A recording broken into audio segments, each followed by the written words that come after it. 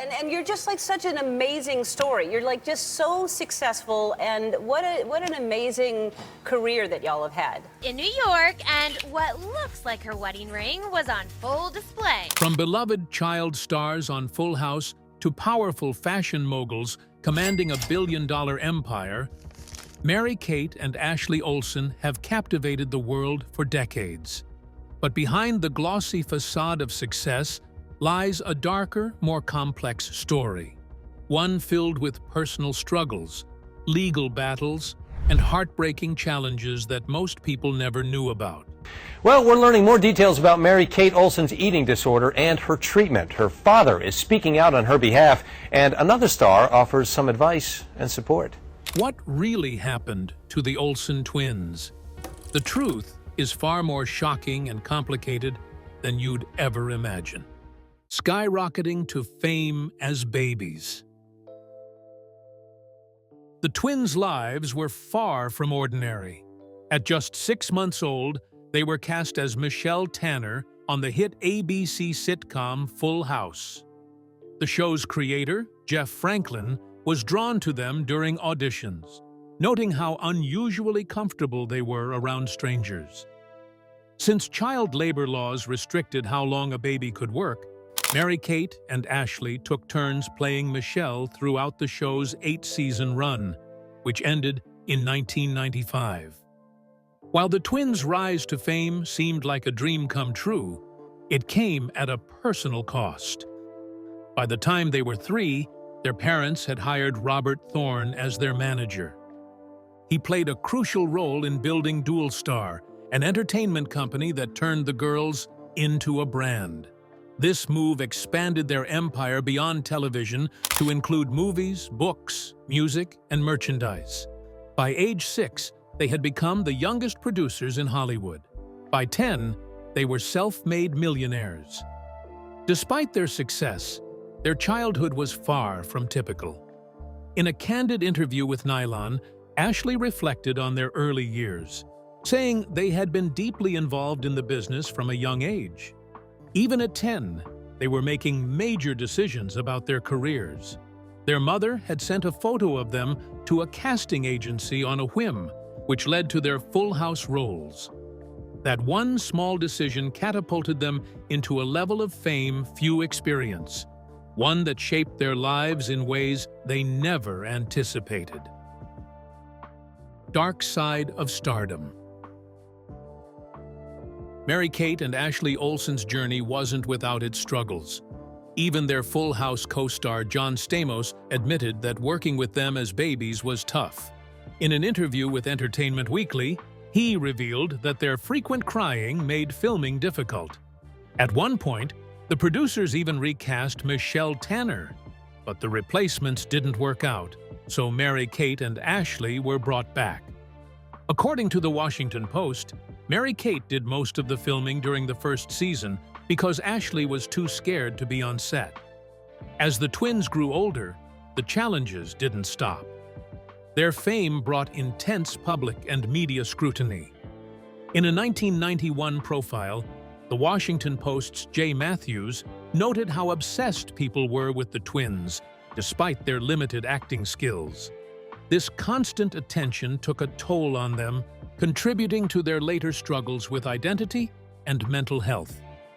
The spotlight followed them beyond Full House. At just 9 months old, they had become TV stars, alternating in the role of Michelle due to strict child labor laws.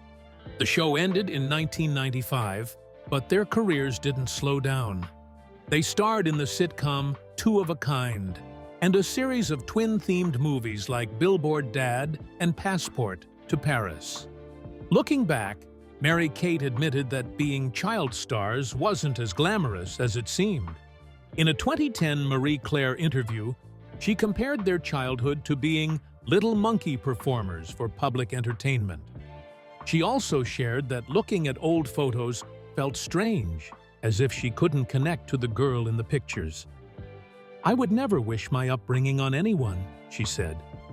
Their younger sister, Elizabeth Olsen, who later became famous for playing Wanda Maximoff in the Marvel Cinematic Universe, also witnessed the downside of their fame. Seeing what her sisters went through, she chose to delay her own Hollywood career and focus on her studies first. Life after Full House. Leaving Full House wasn't just about saying goodbye to a beloved show. It also meant facing a family that was falling apart. In 1995, Mary-Kate and Ashley Olsen's parents, Dave and Jarni, divorced, shattering the stability they had known. The timing couldn't have been worse, as it happened right when the show ended. Their father, Dave, had started a relationship with Mackenzie, a former colleague from his mortgage industry days. The affair led to the split, and just a month after the divorce was public, he married Mackenzie. The divorce divided the family. Ashley chose to skip her father's wedding to stay with her mother, while Mary-Kate attended. This decision spoke volumes about the emotional rift. Dave insisted that the girls were fine, but Jarni kept her feelings private. Despite the turmoil at home, the twins tried to live normal lives. In a 1996 interview, Mary-Kate said they still went to school, played with friends, and had sleepovers. They attended Campbell Hall Episcopal School, a private school in Studio City, where they were encouraged to explore their interests, but their lives were far from ordinary. Their careers always came first. Imagine missing your senior prom because you had to host Saturday Night Live. That's exactly what happened. Instead of dressing up and riding in limos, they were promoting their film New York Minute. They even joked about it in their SNL monologue. But behind the scenes, the pressures of fame were taking a serious toll. Things took an even darker turn as they entered adulthood. Mary-Kate began struggling with something far more serious than what the tabloids suggested. By the early 2000s, rumors about her health started circulating. The media was ruthless, using harsh language and making light of her struggles. Just after her high school graduation, before she even turned 18, Mary-Kate was admitted to a rehabilitation facility for an eating disorder. Her father and therapist intervened, fearing for her life. One source told People magazine that they didn't want to find her dead from not eating. A few months later, the twins appeared on The Oprah Winfrey Show. Known for her empathetic interviews, Oprah missed the mark this time. She pressed them about the eating disorder rumors, even asking about their dress sizes. Ashley tried to deflect politely, but Oprah persisted, making an already delicate situation worse. Mary-Kate hid her pain well, but the truth was undeniable. Fame had come at a heavy price. Mary-Kate's struggle with anorexia. Even those closest to Mary-Kate Olsen struggled to see the warning signs.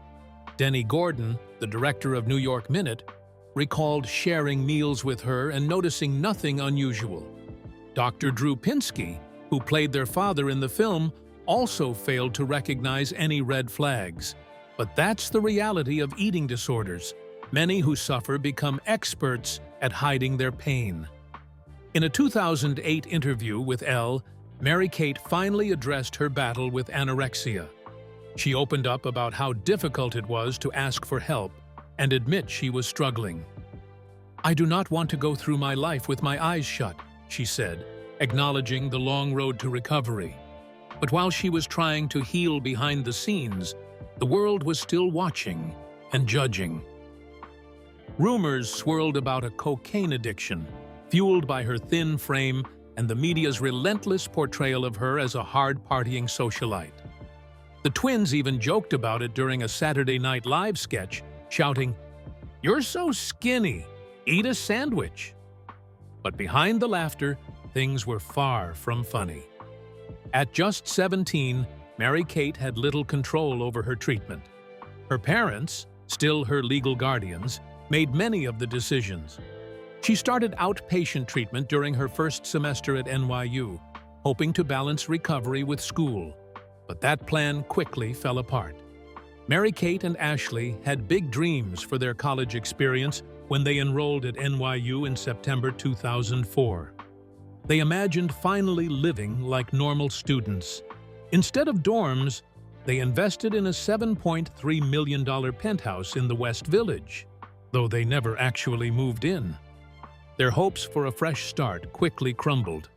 The pressure of fame made it impossible to have a typical college experience.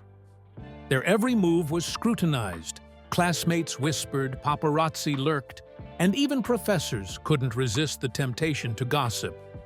Reports soon surfaced that the twins were so over it. Mary-Kate, in particular, was caught skipping classes, and rumors swirled that she might switch to an independent study program to juggle life between New York and Los Angeles.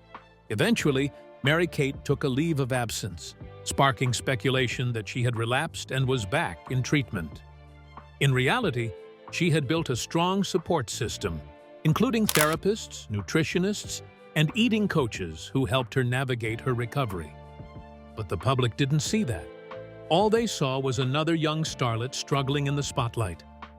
Not long after, Ashley followed suit and left NYU. The pressures of their fame made it impossible to feel safe at school.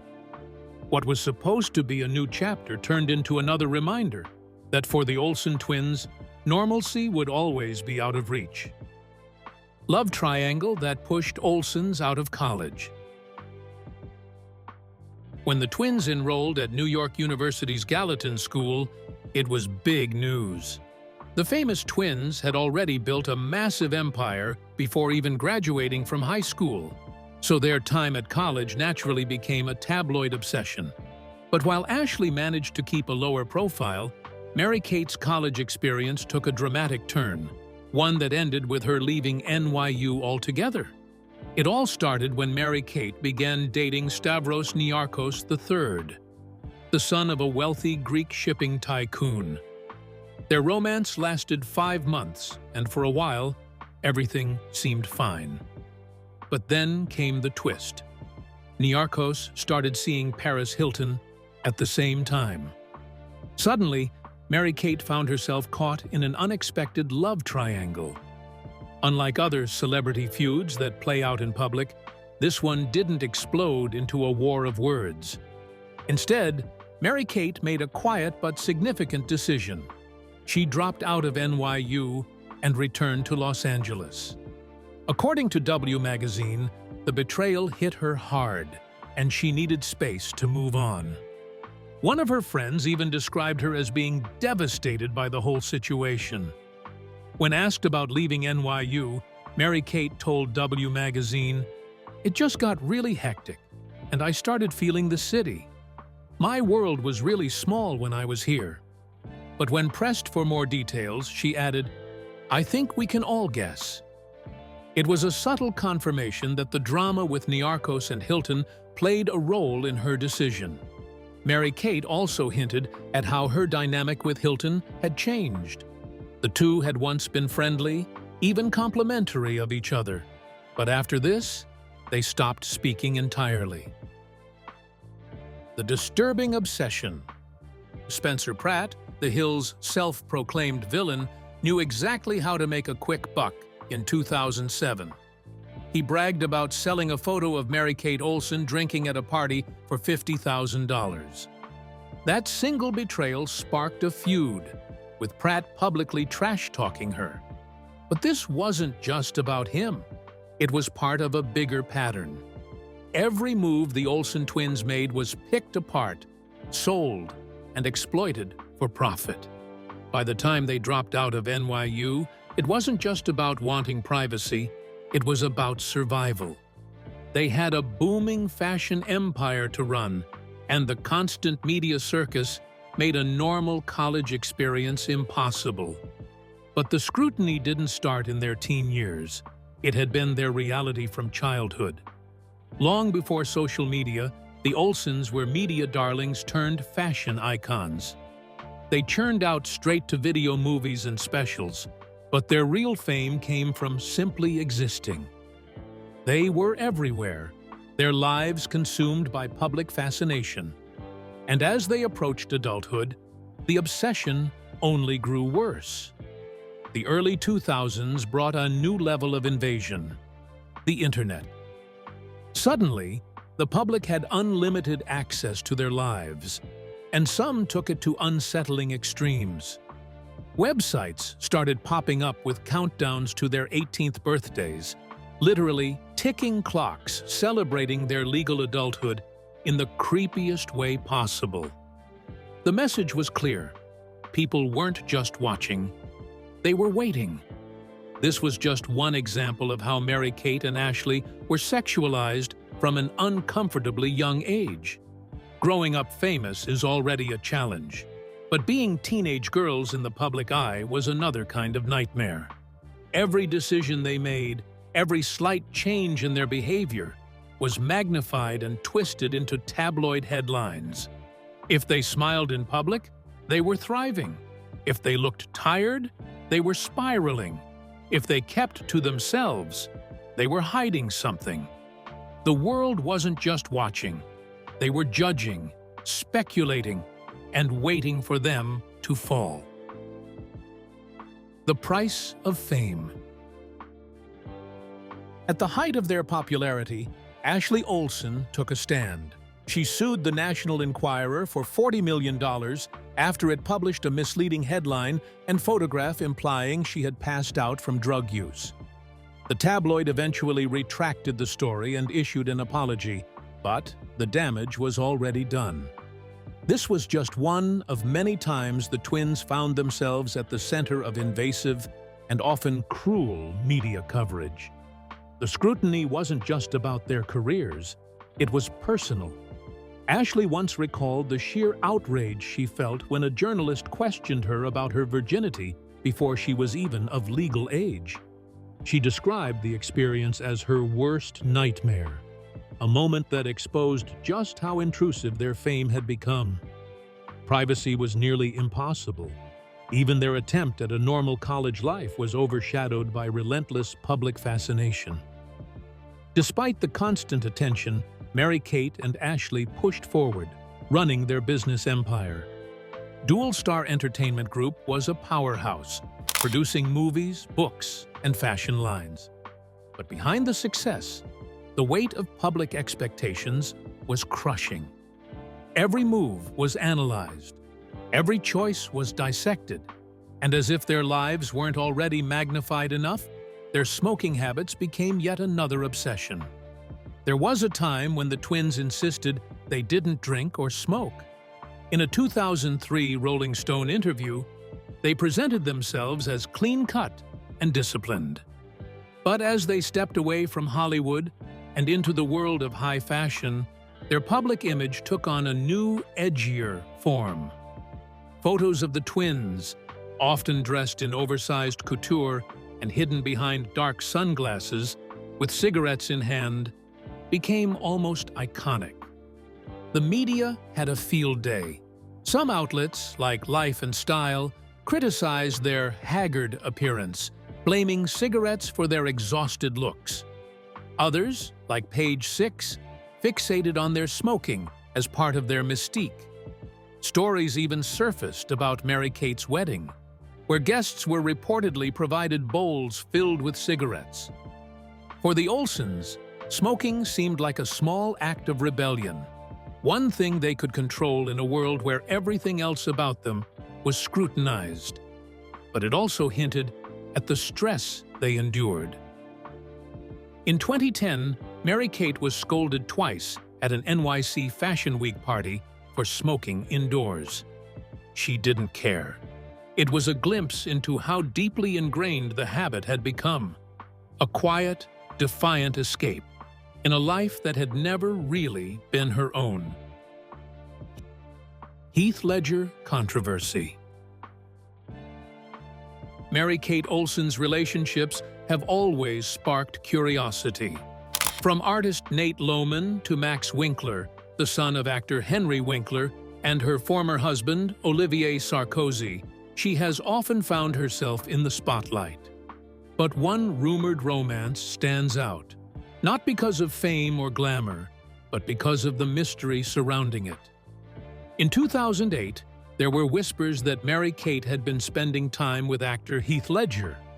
According to People, They had been casually seeing each other for about 3 months. It wasn't a serious relationship, just two people who enjoyed each other's company and had similar interests. Their time together was brief, but after what happened next, their connection became an unforgettable part of Mary-Kate's story. On 22nd January 2008, the world was stunned when Heath Ledger was found unresponsive in his New York apartment. What followed only added to the questions surrounding his passing. According to the New York Times, Diana Wolozin, the masseuse who found him, called Mary-Kate twice before reaching out to emergency services. Using Ledger's speed dial, Wolozin contacted Mary-Kate, who was in California at the time. Rather than panicking, Mary-Kate reportedly told Wolozin she would send her private security to the apartment. This reaction suggested a strong level of trust between them, one that may have gone beyond a casual friendship. Despite efforts to help, Ledger could not be revived. Later, reports stated that his passing was due to a combination of medications. The news sent shockwaves through Hollywood and left many wondering what had truly happened in his final days. In the days that followed, Mary-Kate became a focus of attention. Some reports claimed she did not want to speak to investigators unless she was given legal protection. This led to speculation. Was there something more to the story? However, in the end, no action was taken against her or anyone else. Authorities closed the case, saying there was nothing more to investigate. But for Mary-Kate, the experience left a lasting impact. She had been pulled into a heartbreaking situation that she had no control over, adding to the intense public interest in her personal life. After years of dealing with fame, media pressure, and personal struggles, Mary-Kate and her sister Ashley made a big decision. They stepped away from the spotlight. Instead of continuing in Hollywood, they focused on building their fashion empire, choosing a quieter and more private life. This shift was intentional. No more movie premieres, no more public interviews, just the freedom to create on their own terms. Mary-Kate Olsen's messy divorce. Mary-Kate Olsen and French banker Olivier Sarkozy seemed like an unlikely match when they started dating in 2012, but the relationship lasted longer than many expected. By 2015, they were married, and Mary-Kate appeared to have found stability outside the Hollywood spotlight. However, 5 years later, their marriage unraveled in a very public and complicated way. In 2020, Mary-Kate filed for divorce, but what should have been a straightforward process quickly turned into a drawn-out ordeal. The COVID-19 pandemic delayed court proceedings, making it difficult for her to finalize the split. Hoping to speed things up, she filed an emergency order, but even that didn't make things any easier. According to reports, things between Mary-Kate and Sarkozy got particularly messy after their breakup. One of the biggest sources of tension? Their home.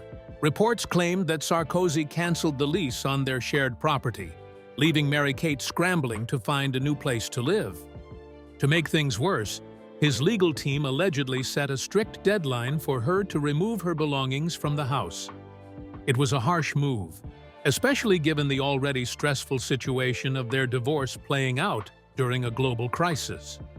While the details of what went wrong in their marriage remained mostly private, there were signs that their differences had been building for a while. Insiders suggested that Mary-Kate and Sarkozy simply had different lifestyles. She valued her privacy and career in fashion, while he preferred a more traditional social scene.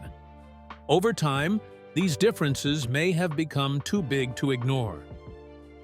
Fashion mogul. Unlike most celebrities, you won't find them on social media, sharing glimpses of their lives.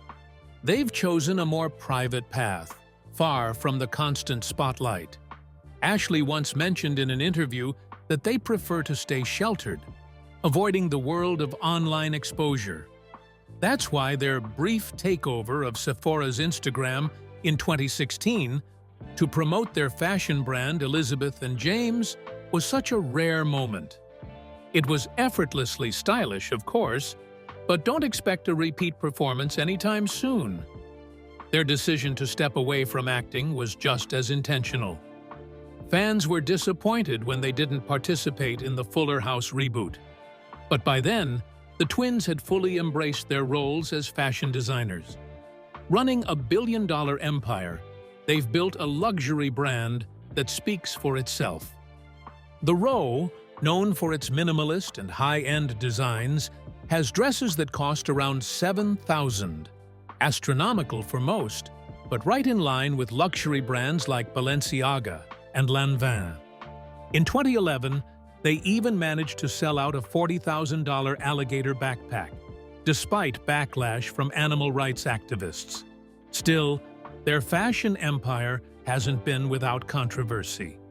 In 2015, they faced a class action lawsuit from former interns of the Row. The interns, led by Parsons graduate Shahista Lani, accused the twins' company, Dual Star Entertainment Group, of wage theft. Lani claimed she worked 50-hour weeks performing duties that should have been assigned to paid employees. She even recalled being hospitalized for dehydration after carrying heavy trench coats in sweltering heat. The lawsuit argued that these interns deserved minimum wage and overtime pay. While the Olsens' representatives dismissed the claims, they eventually settled out of court for $140,000, which was divided among 185 interns. Ashley, too, has faced personal challenges, including serious health issues. She was diagnosed with late-stage Lyme disease in 2015, which left her exhausted and forced her further into privacy. Then, in 2016, she experienced a botched plastic surgery that resulted in necrosis, causing swelling, bruising, and severe pain. She had to undergo intensive oxygen therapy to recover. Though the experience was traumatic, it hasn't deterred her from future procedures. She's just more cautious now. Olsen twins. Grown apart? Mary-Kate and Ashley Olsen will always be known as the iconic sister duo who built an empire together. From their early days on Full House to their rise as fashion moguls, they seemed inseparable. But as they grew older, their lives naturally took different paths. Like any siblings, especially twins, their bond remained strong, but adulthood brought changes that may have created some distance between them. According to reports, things between the sisters haven't been the same since Ashley became a mother. In 2003, she welcomed her first child, a son named Otto, with her husband, artist Louis Eisner. While this was a joyful moment for Ashley, sources claim it also marked a shift in her relationship with Mary-Kate. Allegedly, Mary-Kate has been struggling to adjust to this new version of her sister, feeling like their once close dynamic has changed. One reported source of tension: Louis Eisner. According to reports, Mary-Kate believes her brother-in-law is the reason Ashley has started setting stronger boundaries. It makes sense that she'd blame Louis, because he's the one putting his foot down and letting her know the boundaries, the source said. It's not that Ashley doesn't care. She supposedly feels sad about how things have shifted, but as a new mom, her priorities have changed. Of course, siblings growing apart isn't unusual, especially when major life changes happen. Mary-Kate and Ashley spent decades doing everything together, working, living, and even dressing alike. But adulthood brings new responsibilities and relationships that naturally reshape family dynamics. We hope you enjoyed this video. Stay tuned for more.